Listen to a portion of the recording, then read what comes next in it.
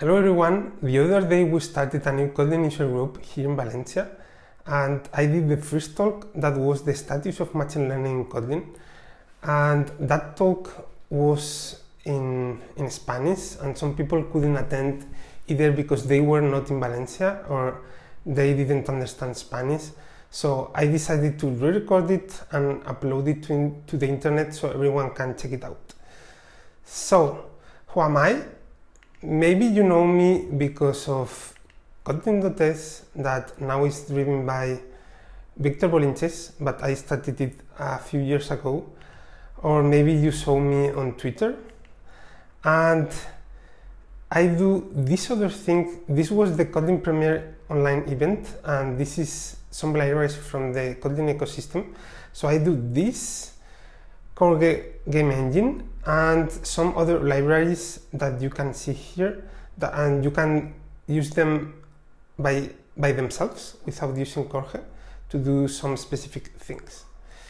So yeah, this is by the way, this is the new Kotlin mascot. This is unnamed by the time I'm recording this, so I decided to use it here.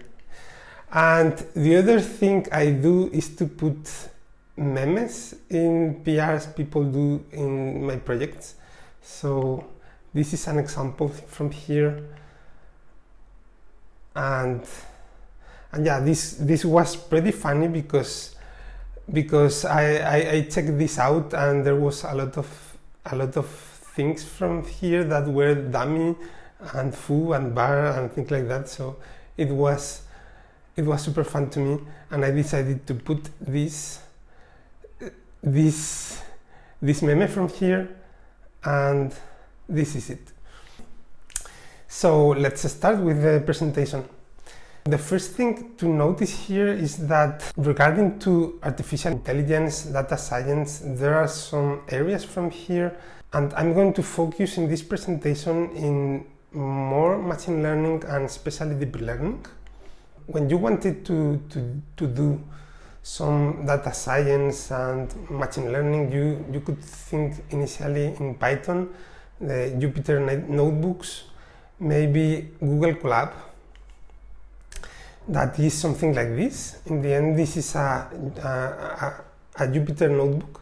This is a Jupyter notebook that allows you to write some code and execute in cells, and execute those cells individually in any order, any number of times, and then get the results from there. So, but I don't know Python, and I don't want to use Python for machine learning. So before this, it was deal with it. You don't have choice here. But you know, some people doesn't like Python. That's completely okay, but they do like Kotlin. So maybe something like 2 years ago, some work started to be done in this direction, and yeah, one of the things we have right now is a Kotlin kernel for Jupyter notebooks that is working pretty well already, and that allows us to execute Kotlin script that is Kotlin but allowing to execute code in the top level, and maybe in this case rewrite some classes, some methods, and things like that. So it's pretty easy to start using it. You have to install the notebook by using pip, the package manager from Python, because the Jupyter notebooks are written in Python, and you have to install the Kotlin Jupyter kernel for it with the pip command also, and yeah, this internally uses Python, and then it creates a JVM process that is running the Kotlin script, and this is communicating with it transparently without us even noticing. And this Jupyter, you can run the Jupyter notebook with the last command from here, And there is another super interesting tool that is the JetBrains Datalore. It's it's like a Jupyter notebook that also, it's hosted on the cloud. It's similar to the tool from Google, the tool Collab. From here, it's really similar, but supports Kotlin, the Kotlin kernel. Also, another resource for learning all this data science thing is the Kotlin blog. There is a category called data science from the top there, and you can see all the improvements and library releases that have been done in the past few years. So one of the things that is already working with this notebook Jupyter is this library from here, that it's a Let's Plot version that works on Kotlin. As far as I know, this is written from scratch, but supports Kotlin out of the box, and you can create by using either Jupyter notebooks or the Datalore. You can create those plots, those graphics that are interactive, like the ones from Python, and that works pretty well. So there is a DSL to do that, and you can check it out in the page. So this is Datalore. This is pretty similar to what you could get offline with Jupyter notebooks, but this is super nice because you can use it for free, and this works pretty well and supports Kotlin kernels. And in this sample, you can see that I have some code that is Kotlin, and I can generate the graph from there. And yeah, the other thing that is super cool is that you are not limited to the libraries exposed, provided by the Kotlin kernel. That, by the way, there is a GitHub repository where you can add your libraries with all the imports and things like that. But if it is not there, you can still use it with other libraries like this one.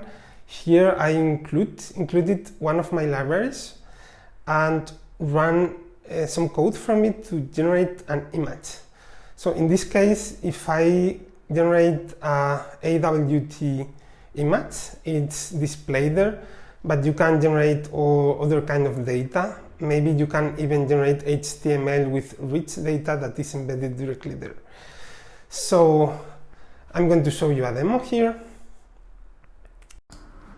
Okay, for this first demo, I'm going to open a notebook with the Jupyter kernel, Kotlin kernel, and I'm going to install with the pip package manager for Python these packages, and then I'm going to open a notebook session in this folder, in the current folder. This is with this command, and this is opening a browser secured with this folder. And then we can in this new button, if we have installed the Kotlin kernel, we would have this option from here to create a Kotlin notebook.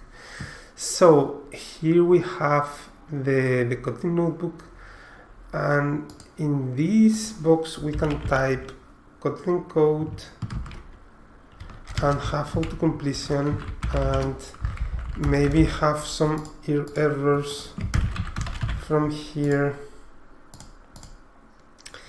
And if we execute this code, we get the output here, and we can rerun this with control return as many times as we want. So for example, I guess maybe random. If we import this, we can create a new cell and execute some code that will be executed every time. So I'm going to show you how to use Let's Plot. And here in the Let's Plot Kotlin repository, there are some notebook samples from here, and you can preview them by opening the file directly in GitHub. So I'm going to execute this first fragment that is going to be like this one. And as you can see here, somewhere here we have this use Let's Plot percentage use Let's Plot that is using is including some libraries and adding some imports, so we have them available. So this is this code from here. This is importing these libraries and adding those imports, so we can use them here without having to manually add these kind of imports.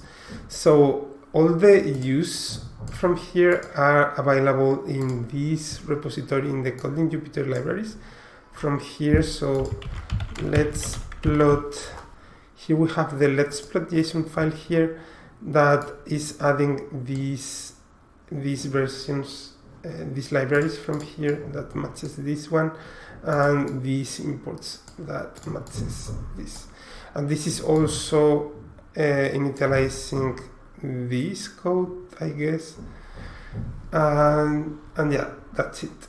So now we should be able to run this code from here.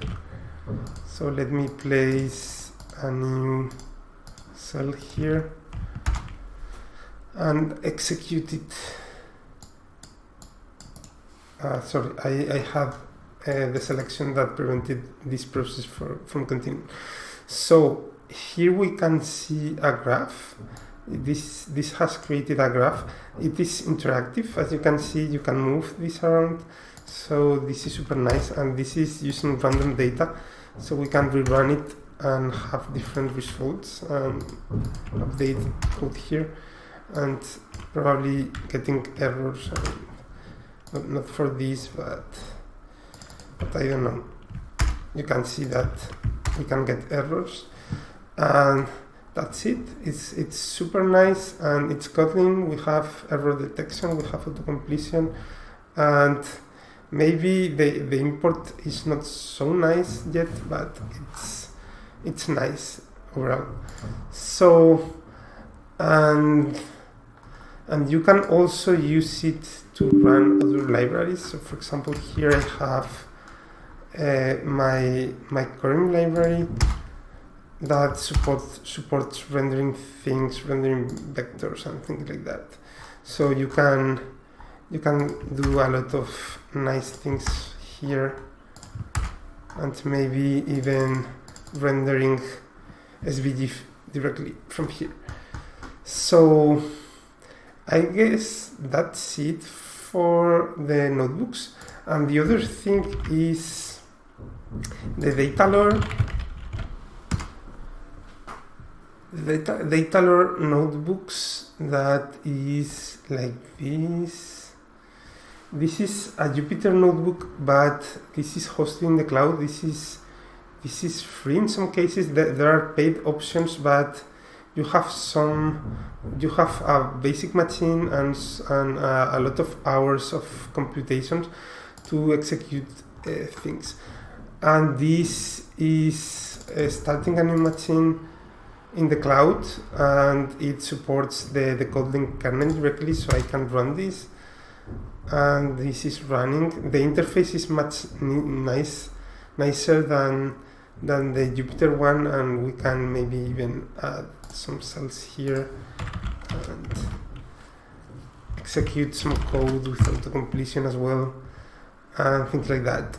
And we can also preview, we can also see the variables that are defined here with all the values and things like that. That is super nice, and we can attach some files from here. So we can, for example, attach this image or maybe other data to process. And well, this is super nice, and it's really cool, and it's running in the cloud, so we don't have to install any Jupyter notebook. We can use it in a tablet, for example, like an iPad and things like that. So I suggest you to try this because it's really awesome. And that's it for the demo, I guess. So let's continue with the presentation.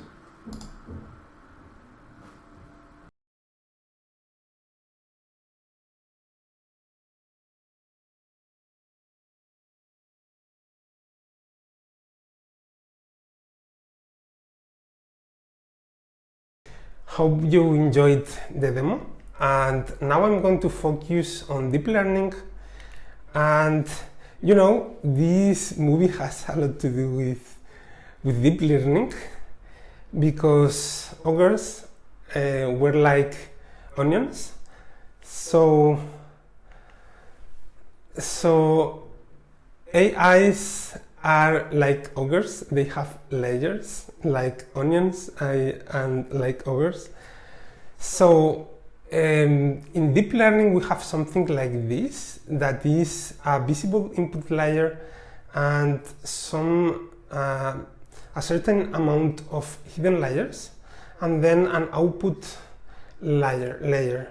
So those layers are made up of something called tensors, and tensors are like this.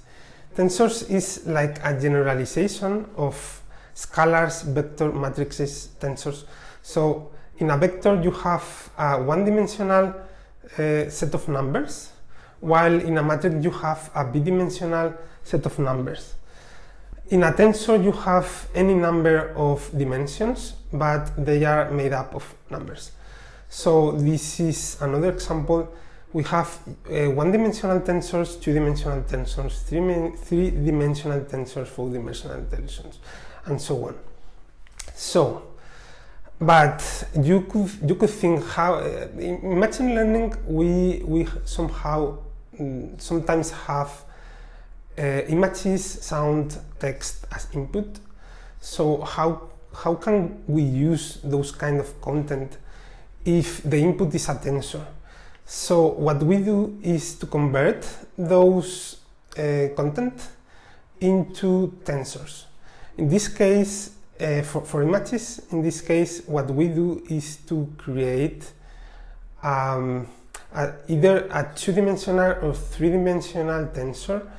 So if it's an RGB color image, we have a three-dimensional tensor with the width and height, the size of the matrix, and then three layers as depth representing each color.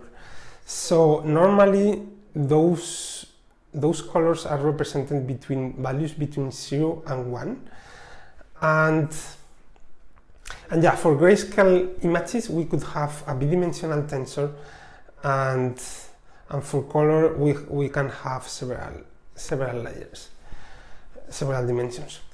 So it would the tensors would the model that we use in machine learning would be something, in deep learning would be something like this.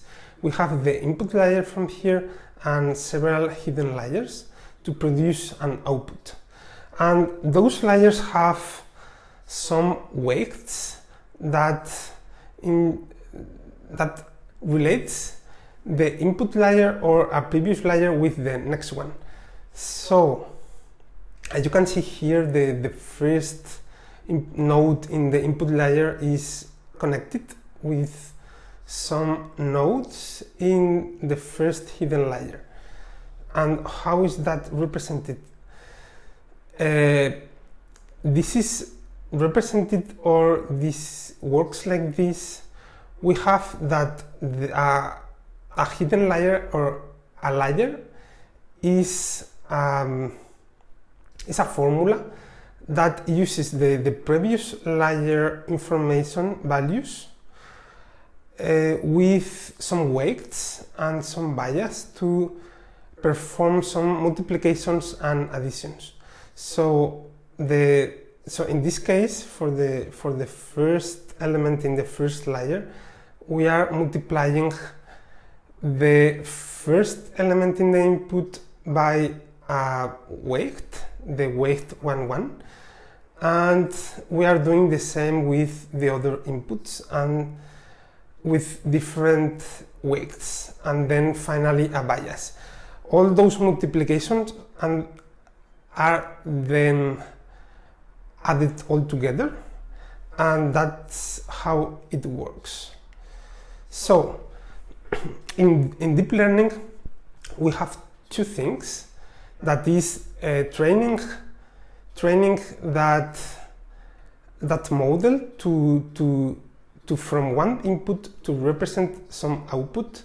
So this is called fitting or learning, and what we know the inputs from here and we know the outputs expected. So for example, this image is expected to have this output, for example 1, 0, 0. For this image we should output 1, 0, 0.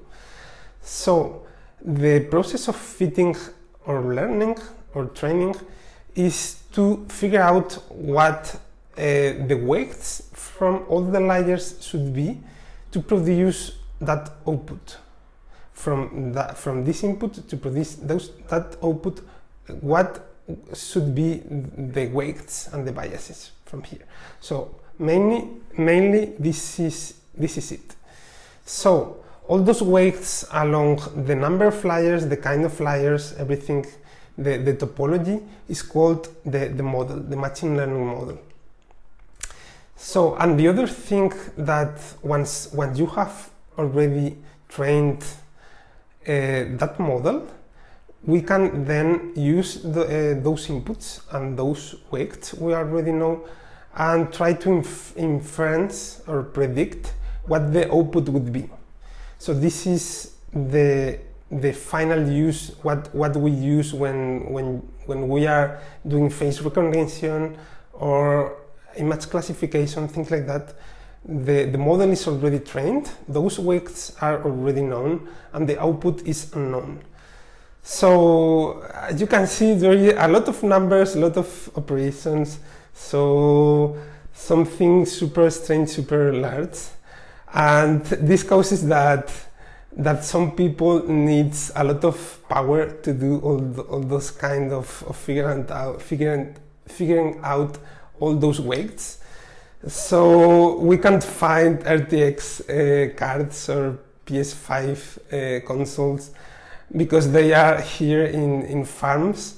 Probably those are in crypto farms, but well, for machine learning is something similar. So in the previous example, I showed you a model that was composed from dense layers that were linking previous layers, all the values from the previous layer with the current layer and so on, and those are called dense layers. When you have a layer that is related to all the elements from the previous layer, this is called a dense layer. We also have a layer called convolutional layer that instead of using all the values from the previous layer, it's using just the near ones. So this, when composing several convolutional layers, the model can have information about patterns and things like that, because it's using information only from near things. And when you are adding more layers, those more deep layers are focusing on specific things. And also there is another kind of layer that is called pooling, that when we have a pretty huge input tensor, maybe sometimes we want to make it smaller to focus on important things like the highest values or the average, or maybe we just want to that layer to not be that high, that big, so the power required to compute everything is less. And we also have what is called a flattening layer. That is, we have a tensor of several dimensions, and we want to consider it is like a vector instead of a multidimensional tensor. So this could be a model, a known model that is already trained and that have several kind of layers, trying to maybe recognize an image. So as an input we have a RGB image or a three-dimensional tensor that represents an image, and then we have several convolution, max pooling, and several layers. And in the end we have 1 per 1000 output. Maybe this is for image recognition, and those 100 elements represent each one the probability of that image being a special from a special category. For example, a car, a person, a dog, things like that. So in the end, this is hard to believe, but in the end, our thoughts, or at least the machine learning thoughts, are multiplications and additions, and that's it. So there is another super interesting concept that is transfer learning. And well, so what happens if we could learn new things easier by using all our current knowledge? This is the case for humans. For humans, we humans learn new things super fast because we already have some models in our brain that somehow represents the reality pretty well. And yeah, we can reduce all that and just add a few neurons by using all that information we have there to specialize into doing things. So, for example, I have a photo of my cat like this, and we have a model that has been trained by experts with powerful machines. We don't have those powerful machines in those farms, and we don't have all that knowledge and all that experience training these models. But we can add some extra layers to that model, that existing model that is already maybe recognizing images or doing things like that. But in the end, those models have some weights that are already well fitting the reality. Maybe they have some convolutions that are focusing on things, and they are great. And they have we can use one layer, the last one or a previous one, and use those weights from there that are generated from this to specialize into something else. So if we frozen when training, if we freeze the model trained by the experts, but don't freeze our layers, we can then refit. We can then retrain from a set of inputs. We can train again, but only training is discovering the weights for some layers. So in this case, we can keep the weights that are working well and train some weights we are adding from new layers with the input to produce a specific output. For example, this one. And we can, for example, make this model to say, oh my god, a cat.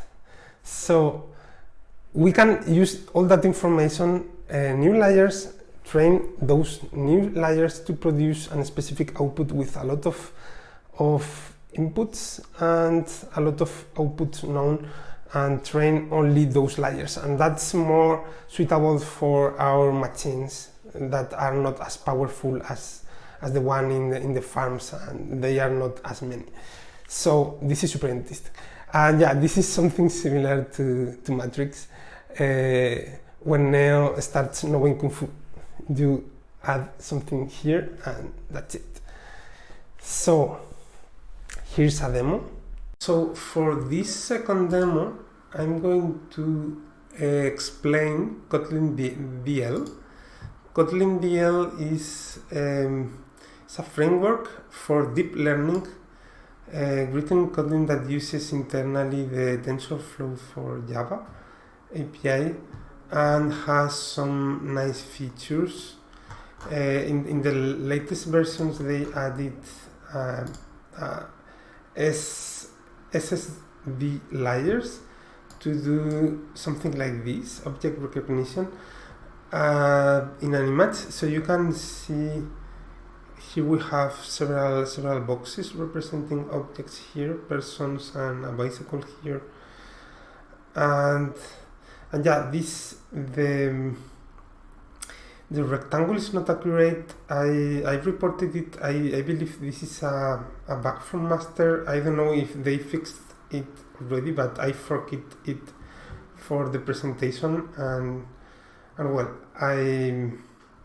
I wanted to show this demo. This is really cool. So I want to explain some of the concepts from here, especially the layers and things like that. And to do so, I'm going to follow the tutorial, the quick start guide. I believe this guide is doing a very simple example with all the things I explained here. So the first thing you could do is to import the library in your project. We could also do that in Datalore, but first of all, I'm going to do it right here for simplicity in any folder. And we are going to implement image classification problem. Here we have this dataset that is the meanest fashion dataset, I believe, fashion meanest dataset that is representing a lot of maybe tops, trousers, coats, dress, I don't know, shoes, things like that. And they are tagging each of these images from here to specific to a specific kind of fashion element. So to do so, I'm going to create maybe even here a sample file with. This is obviously not in the right package, but this is just for this sample.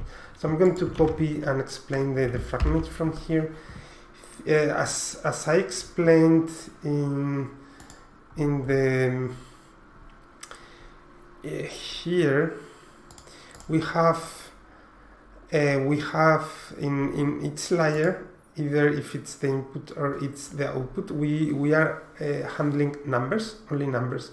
So we are going to use these numbers, this 0, 1, 2, to represent this kind of object, and this is going to affect the output layer. So this is probably the index that is going to represent the probability of each item. So we would have a vector of 10 items, and the higher value is the higher possibility for that object to be by using this model.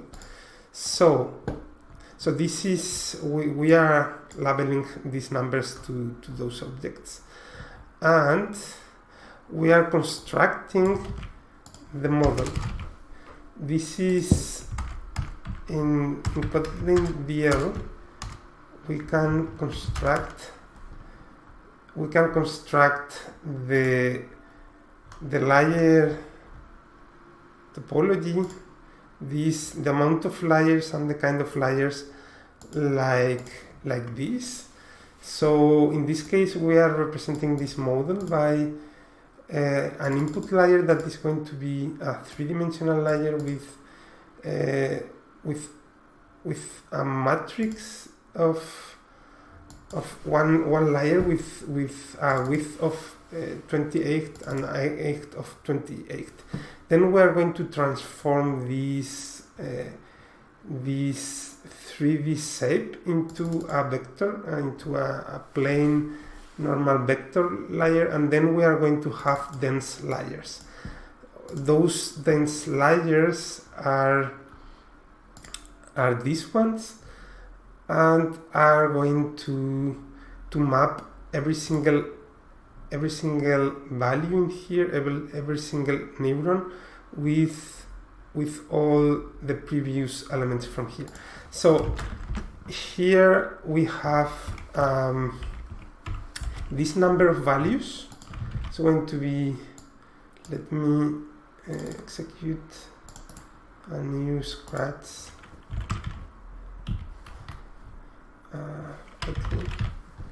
A new scratch file here, and if I execute this, this is just for me being lazy to not open a calculator or doing it manually, but this is going to have, the input layer is going to have 784 elements. 784 elements from here. So this flatten is going to keep this number, because this is only reshaping how the input is, and this is going to have an output of 300 of elements. This is the number of items from here, and the number of arrows, or the number of multiplications in this layer is going to be this number of items, since this is a dense layer, by this number of items. So we are going to have like a lot of multiplications, like 2, 3, 5, 2, 3, 5, 2, 0, 0. This is going to be the number of weights we are going to have relating the input layer with this layer, and we are going to have 300 more biases. So this is going to be like this number of values for this layer, for this model. And for this dense layer we have something similar. We are relating this number of, well, actually no, this number of neurons with this number of neurons, and this is going to be, I can do this time manually. So we have 30,000 of weights here plus their biases. So that's it. This would be the model. This is just a description of the shape of the topology of this model, and that's it. With this constructed, then we can compile this model like this, specifying an optimizer, a loss, and some metrics. This is used for training. So we are specifying how this framework should proceed in order to optimize those weights from here. And finally, we are printing a summary explaining what's going on this model. And let me execute this so I can show you So here we have something like this. This is model type sequential, since this is a vective graph of this is we are not using several inputs for an output or the opposite, or this is just a sequential, pretty simple model. And yeah, this describes somehow the layers we have here. This is the input that is described here. Then we have this flatten. As you can see, this is the number of elements of neurons of this layer, and then we have this dense layer with these 300 elements. And then, as you can see here, we have the value we computed about the number of arrows from here. That is the number of weights we are going to use to multiply and to add values. And that's it for this part. Now we are going probably to train this model. So let me check the following two. So here we are adding this line from here. Let me explain what these do. So this is something really cool. This is something the Kotlin DL provides to us. This is a very high level function that is doing a lot of work for us, so we can focus on the problem here. This is downloading the fashion minist dataset that is relating those 28 by 28 grayscale images to a number from this list. So this is the database, and this is also providing us that database in two sets, the train set and the test set. So they are two different sets. They are from the same set of images, but we are splitting them in two because when fitting or training, we want the model to not learn by heart all the images, but we want to be able to infer images the model hasn't seen before. And to do so, what we do is to provide the train set that is going to say, hey, we have this image and we would expect this output. Adjust the weights so this is true. And after that, to verify if the model is actually training, it is using the test data set from here that is usually a percentage of the set, maybe 20-30% of the set. It just checks, okay, I have this image from here, I have these weights I have been creating or updating, and is this working well so far for this dataset? So we are using that model to check elements from this dataset that the model hasn't seen before, to see how well this is inferring data that the model hasn't seen before. And that's it, and that's what this does. This also provides the data in a way that is compatible with this input already. So this is probably downloading the images, loading the images, and transforming them, those pixels, into this shape of tensors. So that's it. Let's use the model like this. So here, let me make this bigger. So here, as you can see, we are calling the fit method.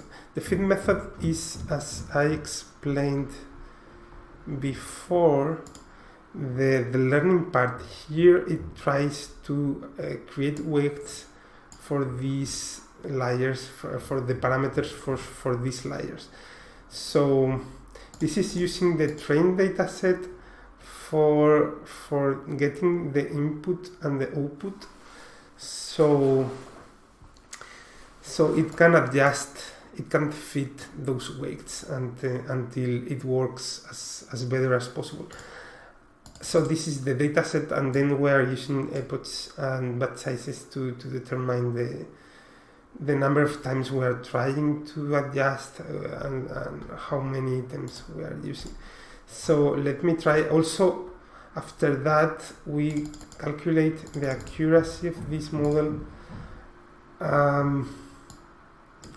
for the test data set instead of the train, to figure out if we are inferring it properly or not. And later we are printing the accuracy, that is this, and this is a value between 0 and 1, and this represents the ratio of times it was successful by determining by the image which element it was. So this is an 88%. This would vary, since this is random. This will be different for you in your case. And the other thing we did was to save the model into a folder here. So let me show you. We should have a folder here called model here, and here we have my model folder. As you can see here, we have several txt files and a pb file. This is a binary, but these txt files are just a bunch of numbers separated by spaces, and this is for the bias and the kernel, the weights. The kernel includes the weights, and the bias includes the biases. The biases is not, it's just an addition we add to this operation in the end. So this is independent to the previous input, and that's it. We can also here, when saving the model, we can also not save reading mode, saving format.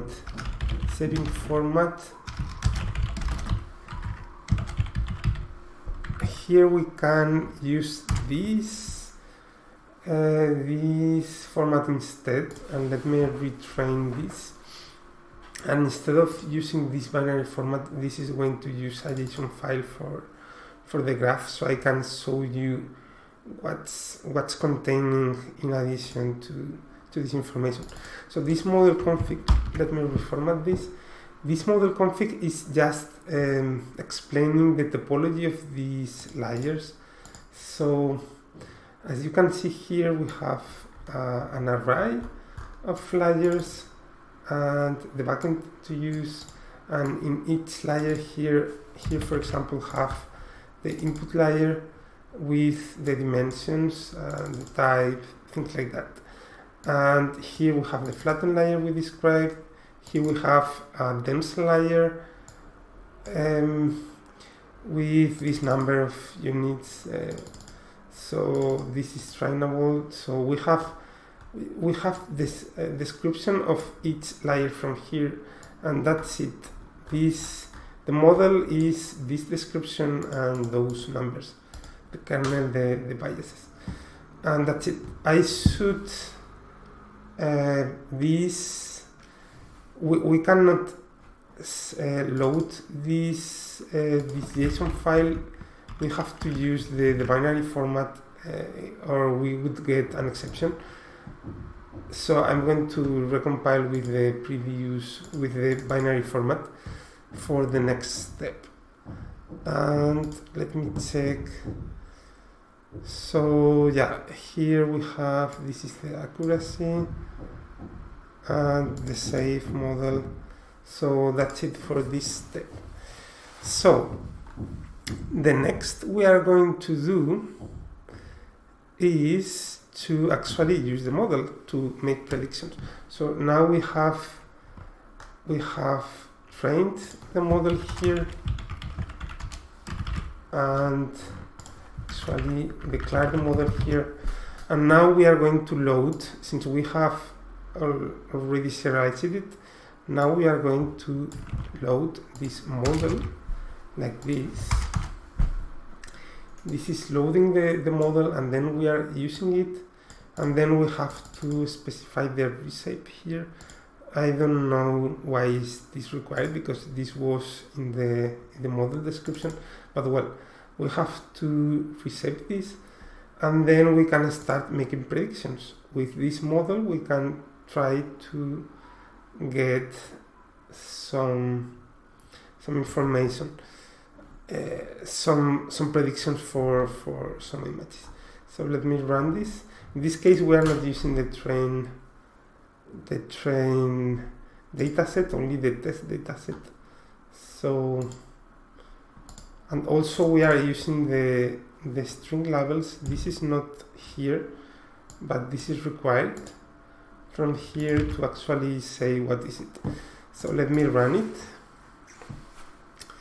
So this is initializing the data set by extracting those images and things like that. And then we are making a prediction. Here we are make some prediction by providing a float array that is going to be this is a plain float array of that is one-dimensional, but this is going to be reshaped in as a tensor with this shape. And this is the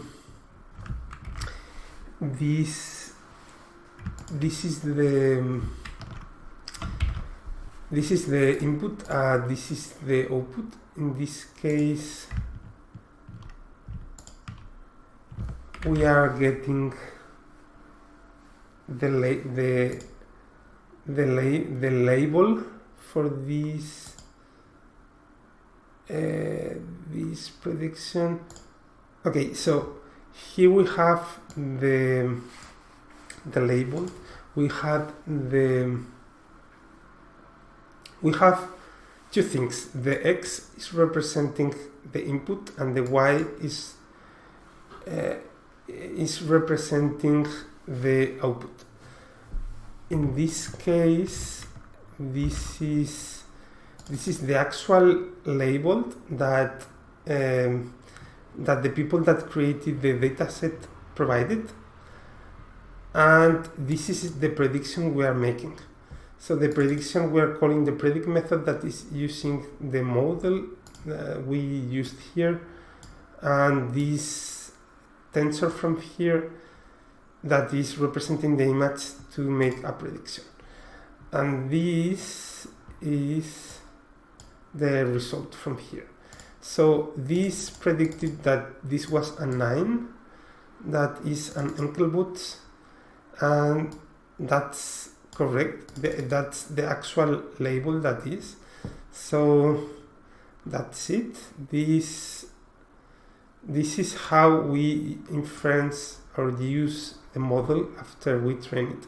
We load it, and we used a tensor that is the input we have in the format we expect it to be to make predictions.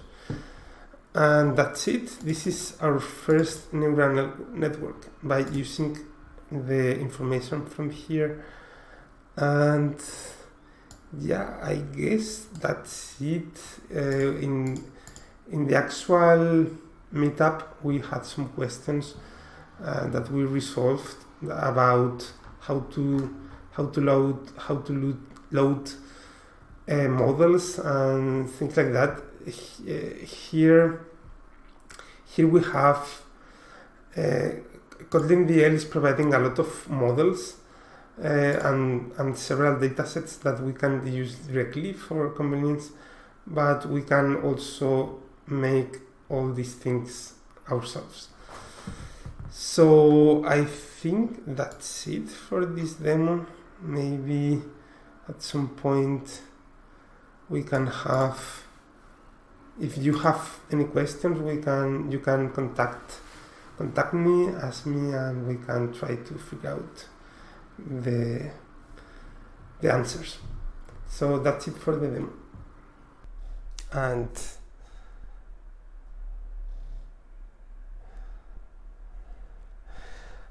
okay, so I hope you enjoyed the demo.